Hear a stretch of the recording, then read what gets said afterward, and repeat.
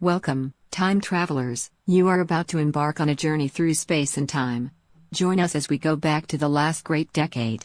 Here is your host for the Time Traveler's Guide to the 80s, Jamie Benedict. Welcome to the Time Traveler's Guide to the 80s, where we talk about everything from the safety dance to parachute pants. I'm Jamie Benedict, and I will be your travel guide as we look back at the last great decade. Thank you for joining me on this journey.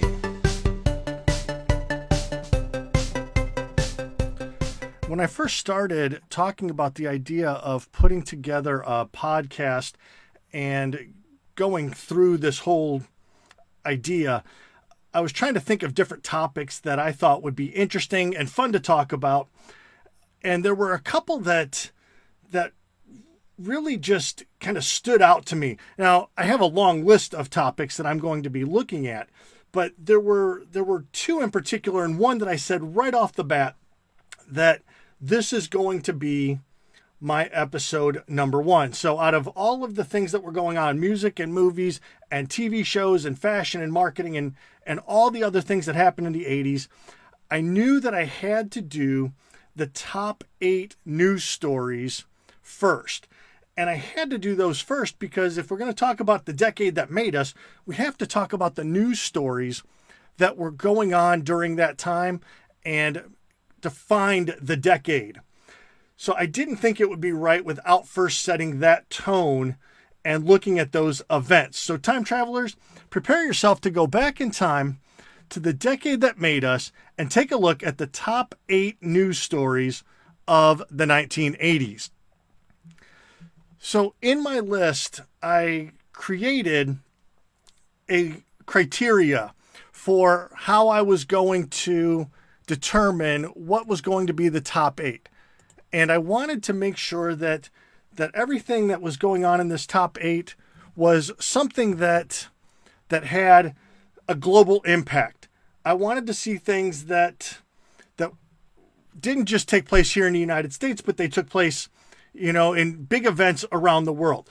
I also wanted to look at the historical significance of this and think of things that were going to be talked about 20 years from now and things that are still important today here in 2020, even though they happened 40 years ago.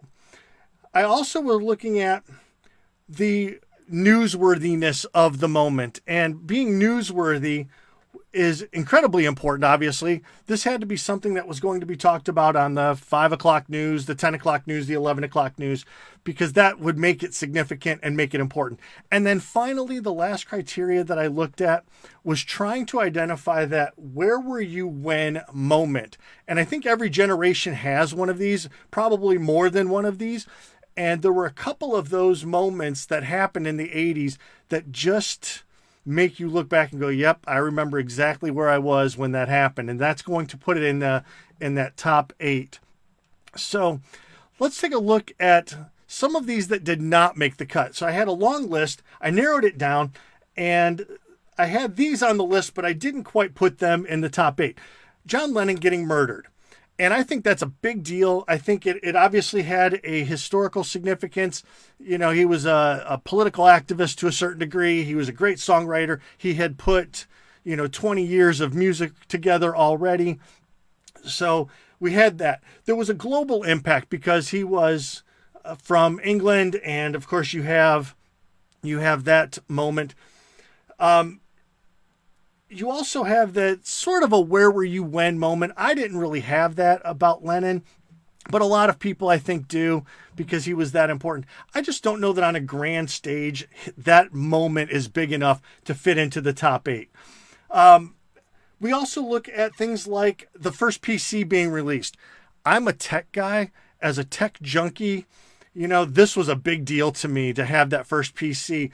And I remember the first PC that I ever saw was in my 8th grade math teacher's classroom. It was she was actually my homeroom teacher also, and I did everything possible to get time on that computer. I really just wanted to be on there. And because she was a math teacher, really all she had was math games. And so I even played math games on there. I hated math, but I just wanted to be on the PC. And that's when I fell in love with these. And that has continued on for decades now, that I have been in love with technology and computers in particular.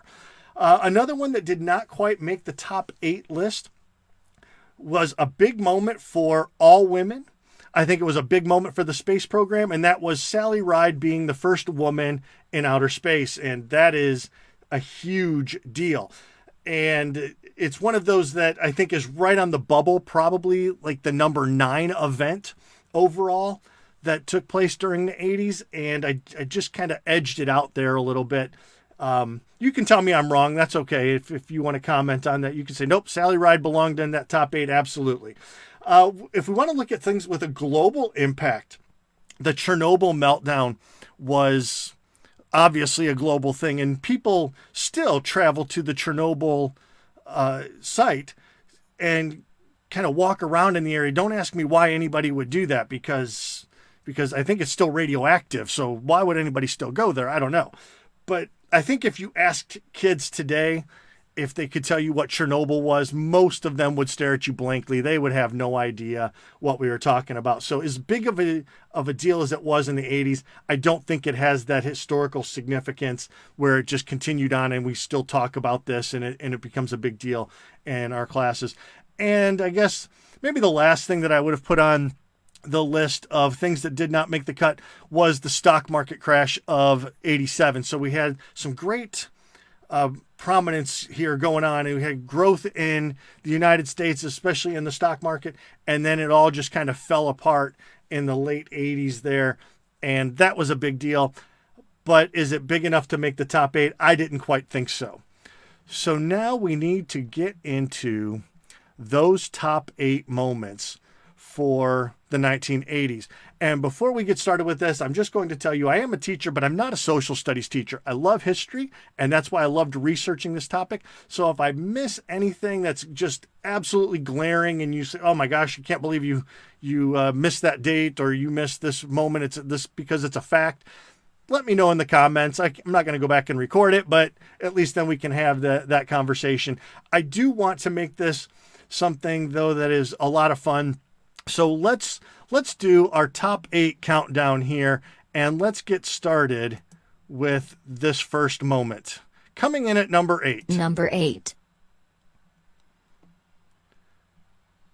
The number 8 moment that I had on my list was Sandra Day O'Connor being nominated and then confirmed as the first female on the Supreme Court. So at August 19th, 1981, President Ronald Reagan nominates Sandra Day O'Connor to the Supreme Court. On September 21st of that year, it is confirmed by the Senate, which is essentially a unanimous vote. And on September 25th, she is sworn in as the first female Supreme Court justice. So Supreme Court nominations usually fall along party lines. They are picked by the president in power. Usually, presidents will pick them based on their party's interests. And that is the case pretty much all the way through.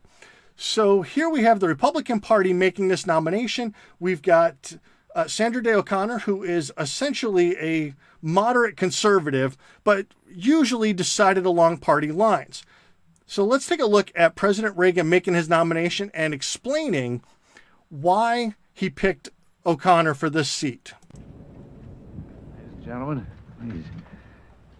I have a statement to make, and then following that statement, for any questions you might have, I shall refer you to the Attorney General. As President of the United States, I have the honor and the privilege to pick thousands of appointees to positions in federal government. Each is important and deserves a great deal of care, for each individual called upon to make his or her contribution, often at personal sacrifice, to shaping the policy of the nation. Thus, each has an obligation to you in varying degrees, has an impact on your life.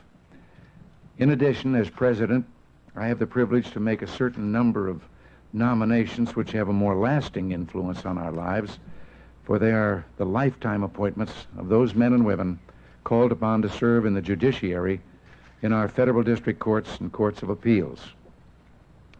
These individuals dispense justice and provide for us these most cherished guarantees or protections of our criminal and civil laws.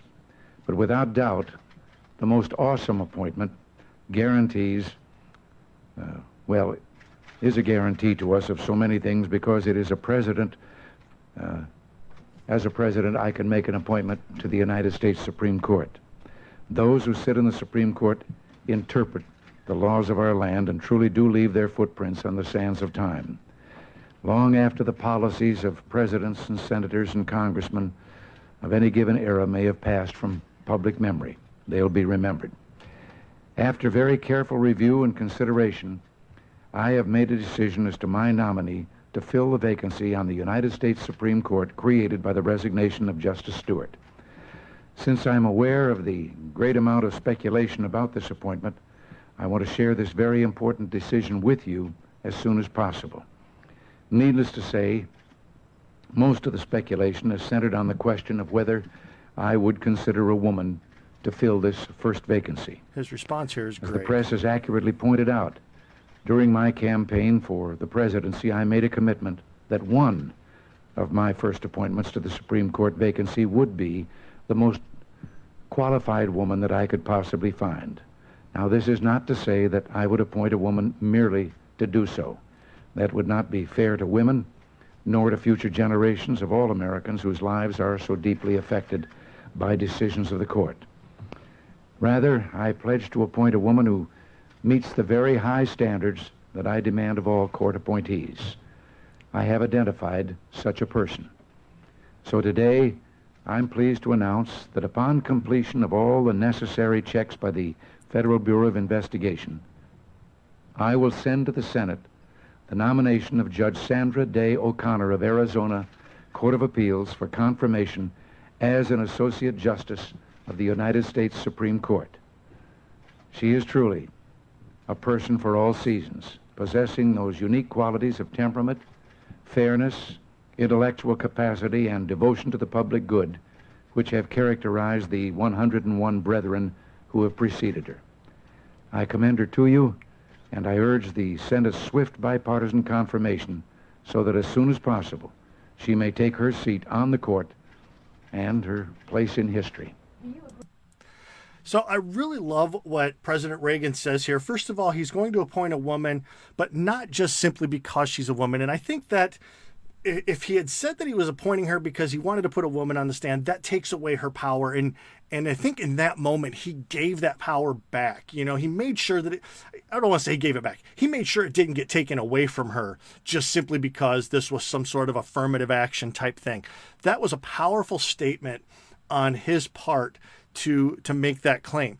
I also love the part at the end where he says he wants the Senate to take swift action so she can take her place on the Supreme Court and her place in history, because he knew how historical this moment was. And this was a big deal. He had a lot of respect for Justice O'Connor. And I think a lot of that had to do with the public's respect for her as well. She was known for her well-researched decisions. She focused on the letter of the law and the intentions of the Constitution, which I think is what the Supreme Court is supposed to do. She took strong stances on election rights and abortion rights. And of course, those are very powerful Republican talking points. And when it came time, though, to vote on Roe v. Wade and whether or not it was going to be overturned, Justice O'Connor cast the deciding vote to uphold the decision of the Supreme Court. And she actually wrote several position papers defending her stance and trying to protect the rights of women to choose a safe and legal abortion. And this was her comment. And I absolutely love that this is her comment on here, because this is what you want in a Supreme Court justice. Some of us as individuals find abortion offensive to our most basic principles of morality, but that cannot control our decision. Our obligation is to define the liberty of all, not to mandate our own moral code. And so rather than staying on party lines and just voting the way that the Republicans wanted her to vote, she took the stance of saying, hey, this is my job, and I take this seriously. I think this is bigger than a party line here. I think this is bigger than just this moment. We want to make sure that we protect the rights of women. And so that was a great moment there. And Justice O'Connor had a lot of those great moments until she retired from the Supreme Court in 2006. So that becomes our number 8 moment. Number 7. Let's take a look at our number 7 moment, and that is going around the world to Tiananmen Square and the protests that took place there June 4th and 5th, 1989. As frustrations are mounting under the Communist Party system in China, the changes that took place in the 80s had opened up some type of capitalism in China. But it didn't really help out the Chinese people. It didn't open up a lot of jobs. It didn't decrease poverty in China. So there was a lot of frustrations going on there, and student protesters in China were calling for democracy and free speech and the freedom of the press. And so they started to gather in Tiananmen Square. Approximately 1 million of them gathered by the end of May. And on June 4th, the Chinese military, trying to put an end to these protests, enter the square, and they're going to clear out the protesters. Now, the way that they clear out the protesters there is by firing shots into the crowd. Estimated that thousands were killed, thousands more arrested. There are no official numbers on this because the Chinese government does not release those numbers. So we have this huge global event taking place, and the United States actually sent reporters over there to watch this going on, and we got one of the most memorable moments of the 80s, and certainly historical significance. This guy's picture is in every history book I think ever written since that time, and that is Tank Man. If you have not seen this video clip, here it is for you. But this is probably the most memorable moment on June 5th. The guy only known as Tank Man, he has still not been identified, was a young student, walked out into the roadway and blocked the tanks that were coming through the square. And I believe it was somewhere in the neighborhood of 18 tanks that had been moving through Tiananmen Square as part of the protest and trying to clear things out. And he says, I've had enough, and I'm going out there and getting in the way of all this. I'm going to stop this from happening. And not only does he stop it from happening, he climbs up on the tank and he starts banging on the top. He's yelling down inside there. And eventually these other protesters come out and they grab him and rush him off to some hopefully safe place. But the photo of him standing in front of that tank, here it is up on the screen, was taken by an American photographer named Jeff Widener. He had actually been covering the protests there in Tiananmen Square and was right down in with the protesters. In fact, he had actually been hit with debris that had been thrown and things like that. And some reporters that he had recognized and known from before grabbed him, pulled him into their hotel, which happened to be right near the square, and they took him upstairs. Their room happened to have a balcony that overlooked Tiananmen Square, and so he stood out on the balcony snapping photos, and that's where we get that great shot. He was nominated for a Pulitzer Prize for that for that picture. That was Jeff Widener, and 30 years later, here we are, and Tank Man still is a bit of a mystery, but he is certainly an icon of that era. So that is our number 7 moment. Number 6. All right, coming in at number 6 is not a single moment. It's actually an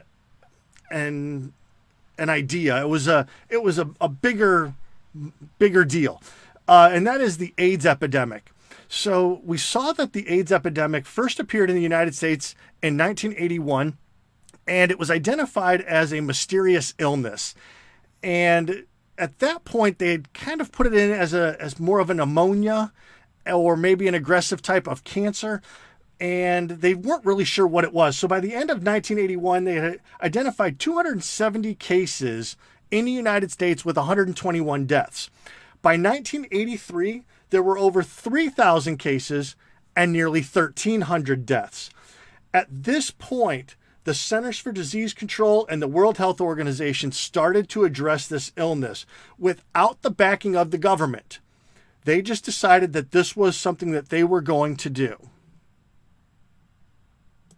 I wish they could go on indefinitely thinking, oh, those old guys and all that old stuff. We don't have to deal with that. This history is not just history, it's them and it's situations that they're facing today.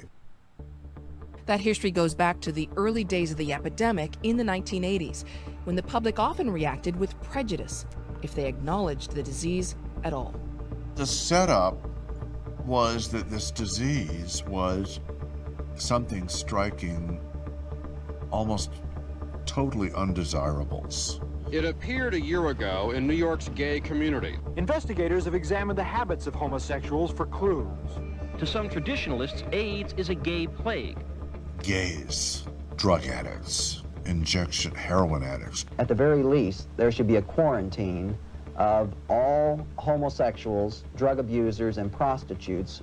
This is their disease. Ordinary, everyday heterosexuals, normal people have nothing to worry about. Scientists believe AIDS is not likely to spread beyond these groups, but it is still a deadly epidemic. So, at this point, this disease is being identified as affecting only two groups here in the United States: gay white men and drug users. And to be honest with you, that population makes it real easy for a lot of people in America to look and go, we just can ignore this. It's not going to affect normal people. So let's just not worry about it. And that was a big deal. And actually it created a lot of the stereotypes that go around that. More than 1,500 cases have been discovered so far, and most experts believe there will be more than 3,000 by the end of the year. People were very secretive because it was extremely stigmatizing. I've had friends tell me to go and die. Just get away and go and die. Although federal health authorities found no evidence of transmission through casual contact, public concern remained high. And as the epidemic spread, so did the fear. 40,000 Americans will get AIDS this year and next. 1 out of 7 people polled said they would favor tattooing all AIDS victims. This stuff is Better crazy than here. half said they should be quarantined, and nearly as many would require anyone who tests positive for AIDS antibodies to carry an ID card. Then, in 1985, AIDS came to a small Indiana town. It was last Christmas that Ryan White, a hemophiliac, learned that because of a blood transfusion, he had contracted AIDS. Ryan was just playful, silly, loved skateboarding, and pretty carefree. And he was very well aware that his life was going to be cut short. He just wanted to attend school, be with his friends like everybody else does. But local school officials barred the 13-year-old from returning to middle school, and some concerned parents fought to keep him out. So now we have a moment where it's no longer affecting just the undesirable groups out there. Now we've got this kid, and he contracted this through a way that they hadn't even considered yet. It was a blood transfusion. Had we started to look at this a little bit earlier, had the Center for Disease Control and the World Health Organization been allowed to really get the backing of the government and say, hey, we're going to investigate all of this and let's see if we can figure out what's causing all this, they might have started to look at donations of blood and test that before they started putting it back in people. And so Ryan White became sort of the turning point for how we viewed this in America. Now, that didn't change a lot of the stigma around it. You know, obviously people here didn't want him in school. They were concerned about catching AIDS, you know, if he sneezed or if he coughed or, you know, what if he touches me or whatever else, you know, because people were uninformed. We hadn't put out any education on this yet. And so, of course, when you have no education, you tell people based on your fears. And that's what it was. So people thought you could actually catch this like a cold, and they wanted him out of the schools, and they, you know, started to get their way. He ended up having to go a county over, I think, to actually be able to go to school. And start his education over at that point. So here's Ryan White is the turning point in how we viewed that disease. Finally, in 1987, President Reagan declares AIDS public health enemy number one, and they start to tell people, okay, the spread of AIDS can be controlled by ethical behavior. So basically they mean abstinence. That's their ethical behavior. And in the 80s, we were an abstinence-only culture. We didn't teach safety and precautions. And so they've got this idea you can control it through ethical behavior, but Congress explicitly bans federal funds from being used in AIDS prevention and education campaigns. So they're telling you, hey, look, tell kids about it, tell people about it, but don't tell them, here's how you can prevent it from happening. And again, I think that's just a huge disservice to the public as a whole that went on. So by the end of the decade, the World Health Organization estimated up to 400,000 cases worldwide, with a quarter of those being in the United States alone.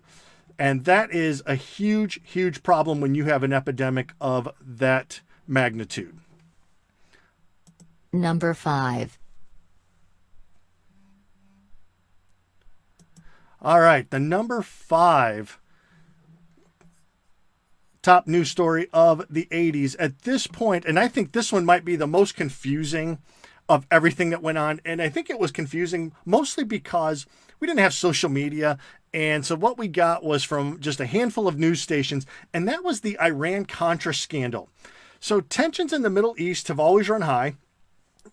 You got Iran and Iraq, they're at war. Neither of them like the United States. In the mid-'80s, the Iranians were holding 7 U.S. diplomats and contractors hostage in Lebanon.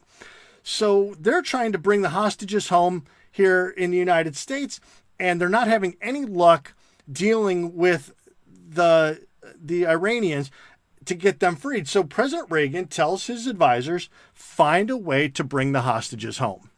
Whatever you have to do, find a way to bring them home. So with that in mind, the U.S. considered a request from Iran to purchase weapons for its war with Iraq. The U.S. at the time had a trade embargo with Iran, so selling them weapons would have been illegal, would have been a problem. But they thought, if we make this deal, that will probably improve relations with Lebanon, and that's a pretty good thing. That might get the hostages home. So here's President Reagan talking about that. My fellow Americans, I've said on several occasions that I wouldn't comment about the recent congressional hearings on the Iran-Contra matter until the hearings were over. Well, that time has come, so tonight I want to talk about some of the lessons we've learned. But rest assured, that's not my sole subject this evening. I also want to talk about the future and getting on with things because the people's business is waiting. These past 9 months have been confusing and painful ones for the country. I know you have doubts in your own minds about what happened in this whole episode. What I hope is, not in doubt, however, is my commitment to the investigations themselves. So far, we've had 4 investigations by the Justice Department, the Tower Board, the Independent Counsel, and the Congress. I requested 3 of those investigations, and I endorsed and cooperated fully with the 4th, the congressional hearings, supplying over 250,000 pages of White House documents, including parts of my own private diaries. Once I realized I hadn't been fully informed, I sought to find the answers. Some of the answers I don't like. As the Tower Board reported, and as I said last March, our original initiative rapidly got all tangled up in the sale of arms, and the sale of arms got tangled up with hostages. Secretary Shultz and Secretary Weinberger both predicted that the American people would immediately assume this whole plan was an arms for hostages deal and nothing more. Well, unfortunately, their predictions were right.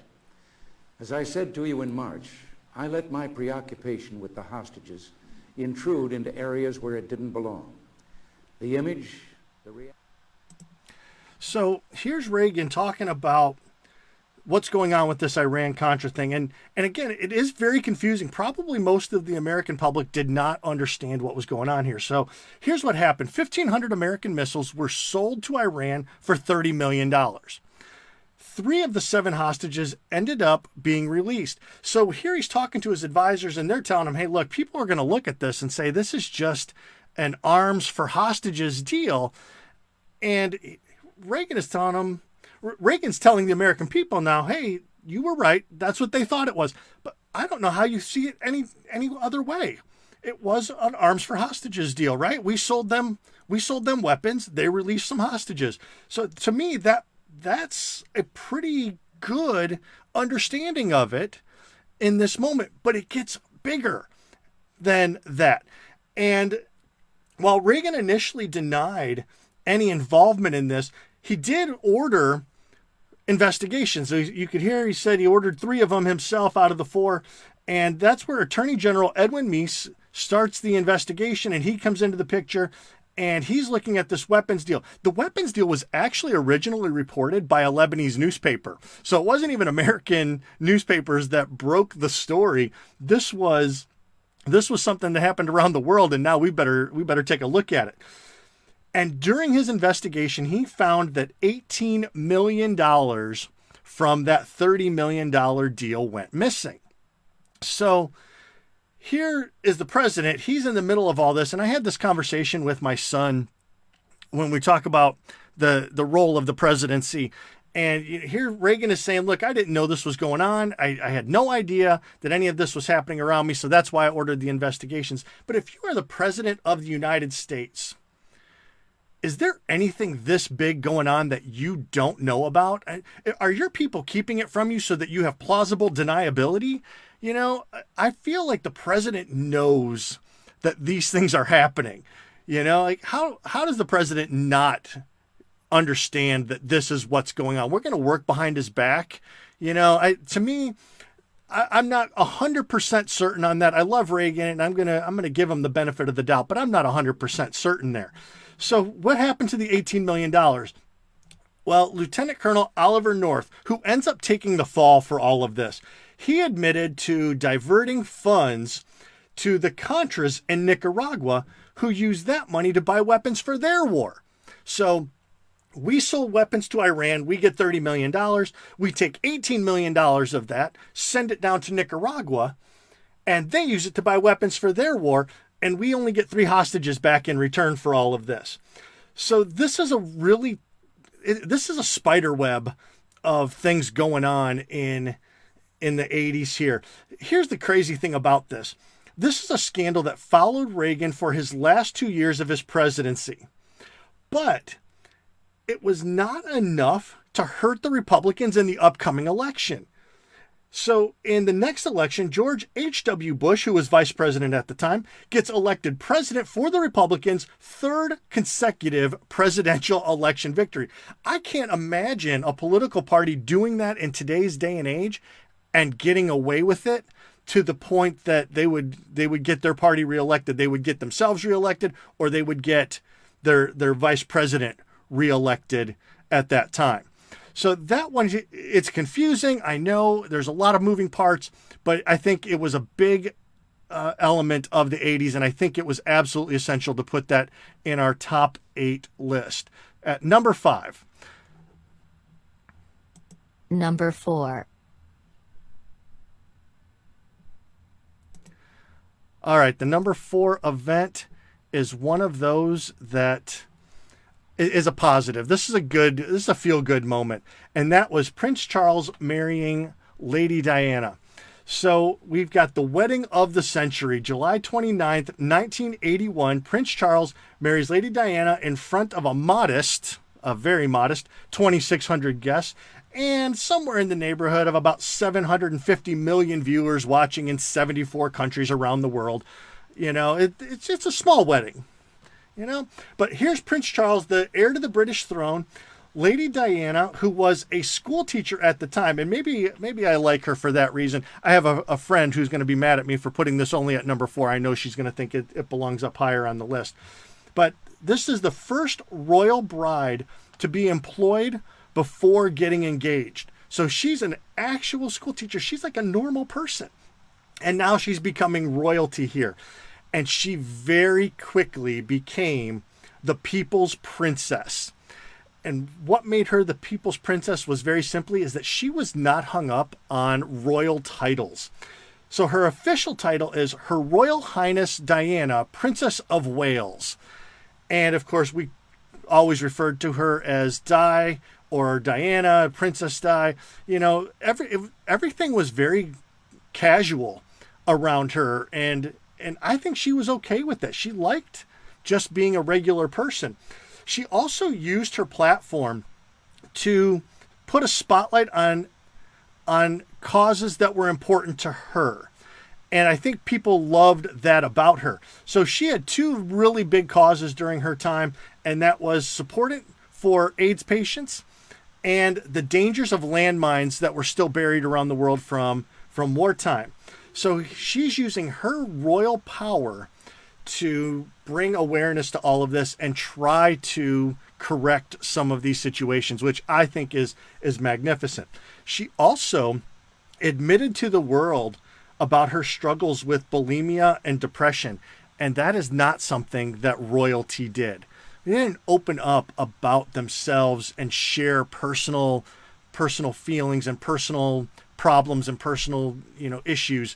This was very different, and that's why the people loved her. Now, while she was married to Prince Charles, they had two children, Prince William, born in 1982, and Prince Harry, born in 1984. I think both of them have done a very good job of carrying on her legacy of trying to bring focus to causes that are important to them. I think their mom would be very proud of the princes that they turned out to be, because they are taking the controls and saying, hey, look, this is important, and these are big deals, so let's talk about them a little bit as well.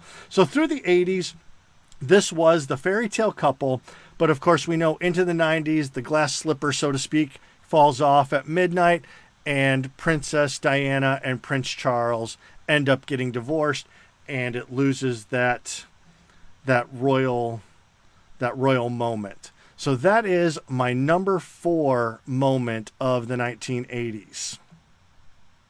Number 3. All right, the number 3 moment of the 1980s. And when we get into these top 3, these could all be interchanged. They could all be 3, 2, or 1. I think any one of them is that big of an event. But here we have, at number 3, I put the President Reagan assassination attempt. So you've got the most difficult job on the planet. You've got the weight of the world on your shoulders. You've got all these big decisions that have to be made every day. And now there's a crazy guy out there who wants to shoot you. So here we have the video of this. So on March 30th, 1981, President Reagan's leaving the Washington Hilton Hotel after speech, and John Hinckley Jr., that's who you see pictured here, is able to somehow get close enough and fire 6 shots.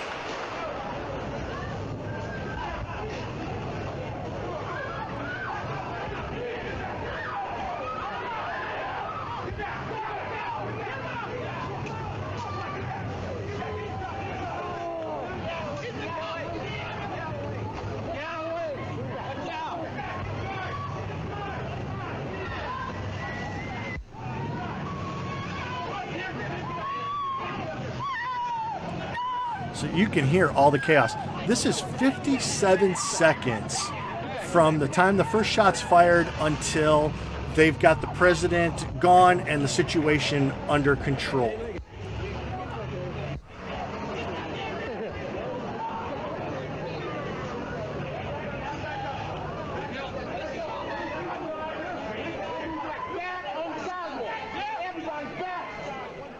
So Hinckley gets 6 shots off. One of them hits DC policeman Thomas Delahanty. One hits Secret Service agent Timothy McCarthy. You can see him right there in the center of your screen in the gray suit. And you can see there he takes the shot to the stomach. Amazing how he opens up and uses his whole body to protect the president there. One hit Press Secretary James Brady. He was actually shot in the head. You can see them attending to him there. And he ends up surviving this attack, by the way. And this was the image that to me stood out. I remember this as a kid. I'd just gotten home from elementary school. I was actually at my neighbor's house, and this was on the news. And I'm watching it, and I remember seeing Brady there just bleeding into the sidewalk there. It's unbelievable how that memory can hold on to that.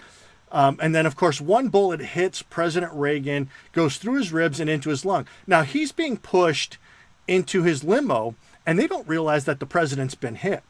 So they're on their way back to the White House, and the president starts to cough, and he realizes that he's bleeding. He thinks, oh my gosh, I must have bit my lip or bit my tongue, and he's bleeding. And they're like, well, let us take a look at that. And they realize immediately this is bad. And so they have to make an immediate decision. Do we continue on to the White House, or do we reroute to George Washington University Hospital? Now, there's a little bit of risk in going to the hospital because this was not a planned stop. Obviously, it hasn't been swept for anybody that could want to do harm to the president. It hasn't been cleared. There is nothing going on here. But at the same time, there was nobody planning on him going there, so why would there be anybody there to try and harm him?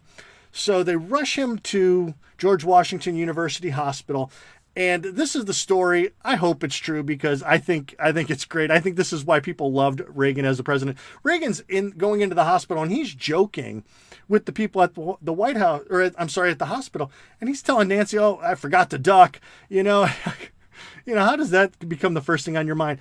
And he's telling the surgeons, please tell me you're Republicans. I hope those are true stories because I think that makes the legend of Ronald Reagan that much greater. This was the guy they referred to as Rawhide. So, I mean, he's a tough old guy.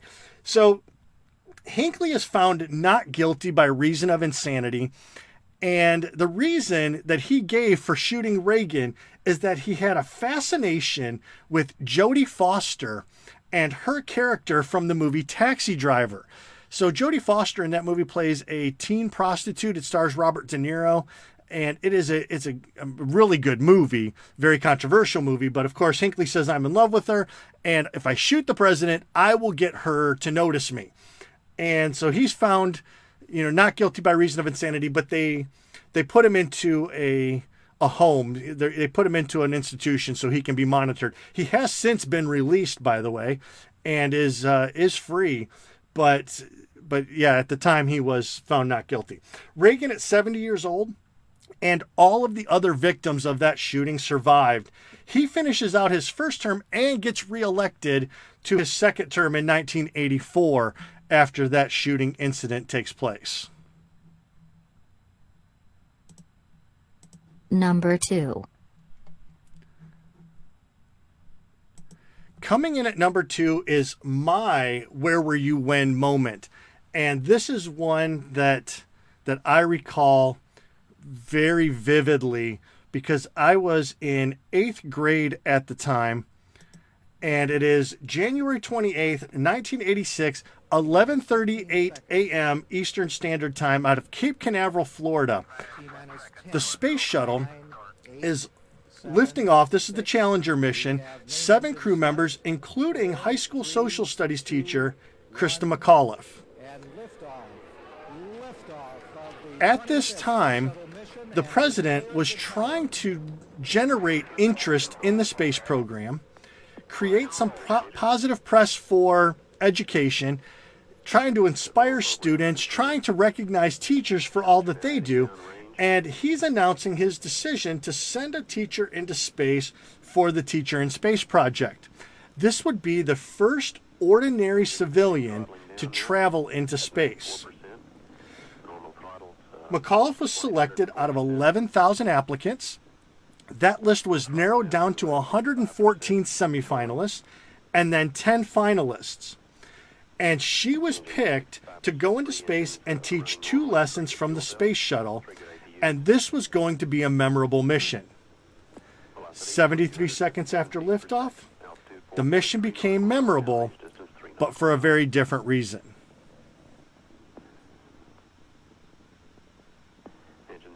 up, 3 engines now at 104%. Challenger, go at throttle up. Challenger, go at throttle up.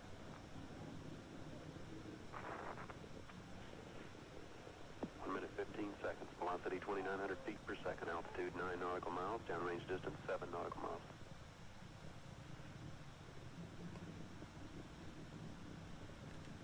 So while millions of people are watching this event live, the space shuttle comes apart in the sky and is falling back to Earth, and no one survives this. Now, NASA has not confirmed that anything is wrong yet.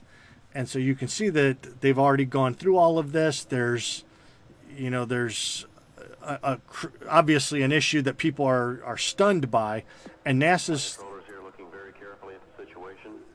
still trying to figure out what's happened here. I remember I was just coming out of a class in middle school, and there were students and teachers that they had gathered together that were watching in our school library. And I remember coming out, and it was just after this moment happened, and I remember how silent everything was. And it was amazing to me that you could get a group of 6th through 8th graders that were watching this happen be so quiet. But what do you say in this moment? It's hard to still watch today, remembering what happened, in that moment and the horrific event that this was. We have a report from the flight dynamics officer that the vehicle has exploded. Flight director confirms that. We are looking at checking with the recovery forces to see what can be done at this point.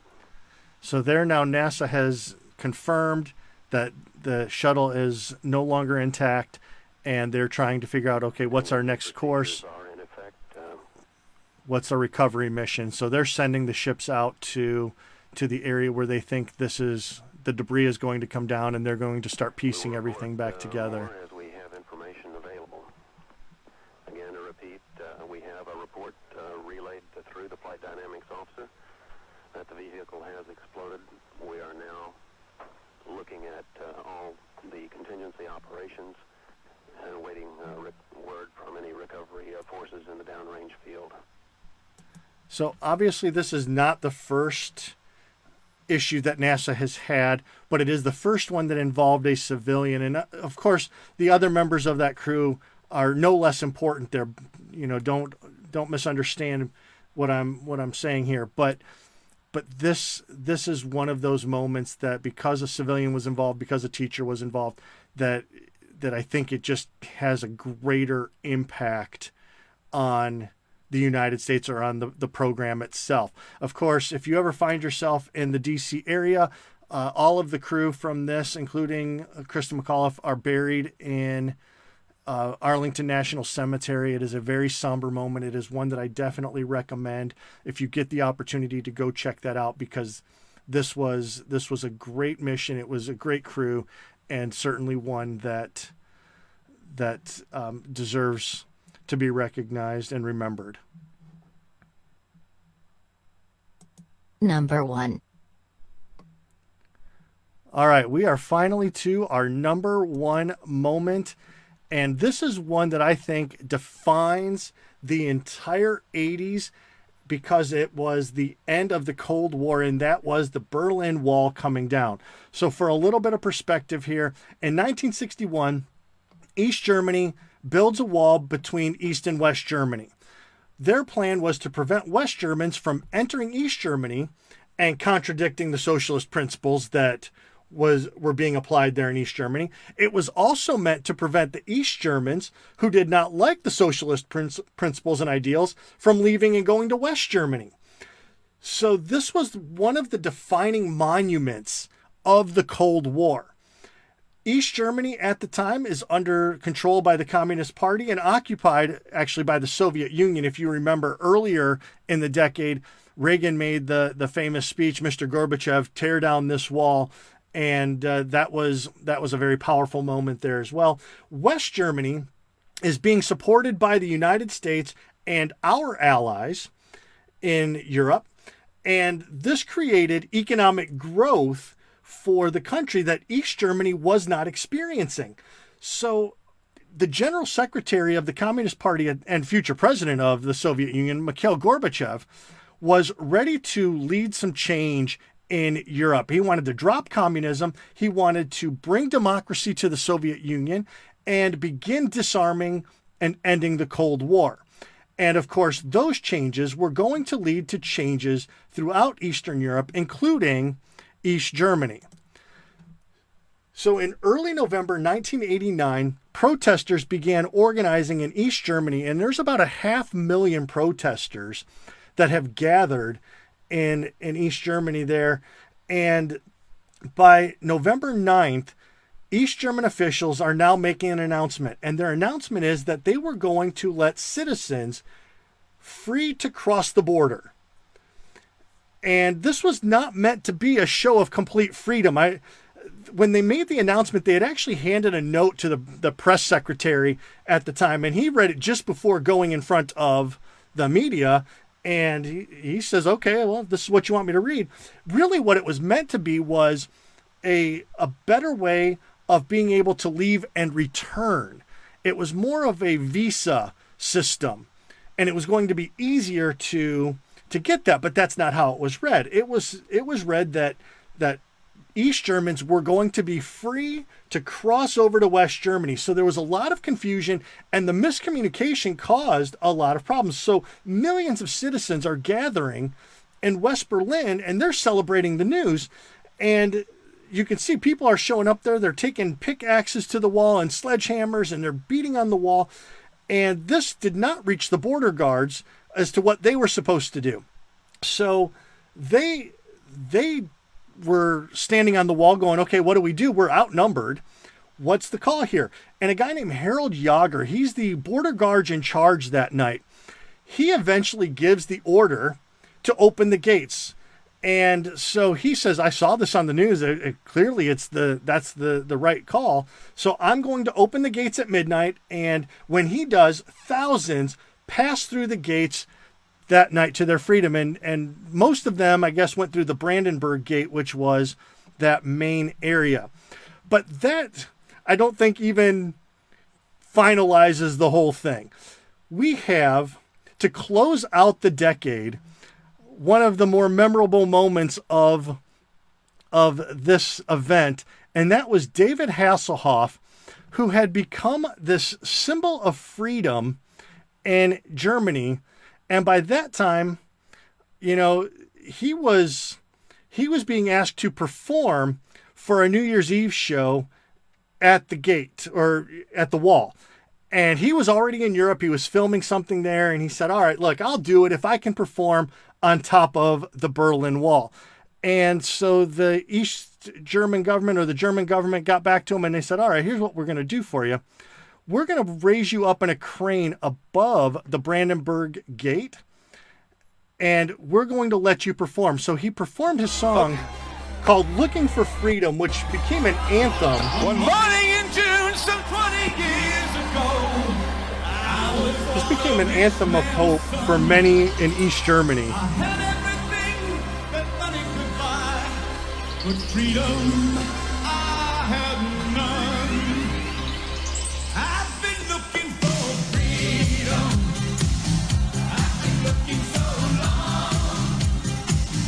I've been looking for freedom. I don't think this song ever made it big in the United States, but I'll tell you, having to do the research for all of this and having to play this video over and over as I was going through and preparing for this, I fell in love with this song. I think I'm going to add it to my playlist. This is Hasselhoff at the wall. Germans love David Hasselhoff. They love him. I hope he's still performing for them. But this is, I think, the final moment there of the decade. Obviously, he's closing out the year. He's closing out the decade in 1989, performing on top of the wall.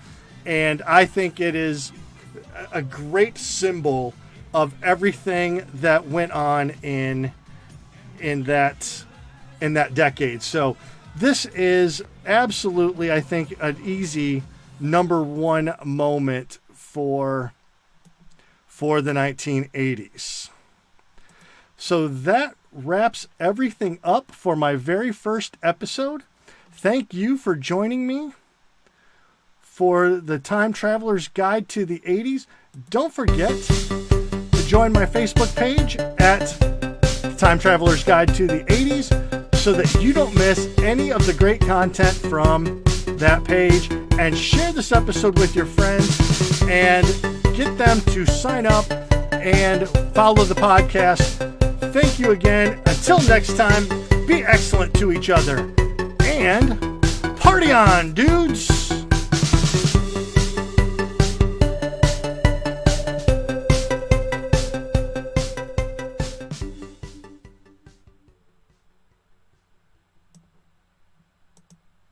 Welcome back and thank you for joining us in this most excellent journey back to the 80s. We hope that you have enjoyed this bodacious trip back to the last great decade and will travel with us again.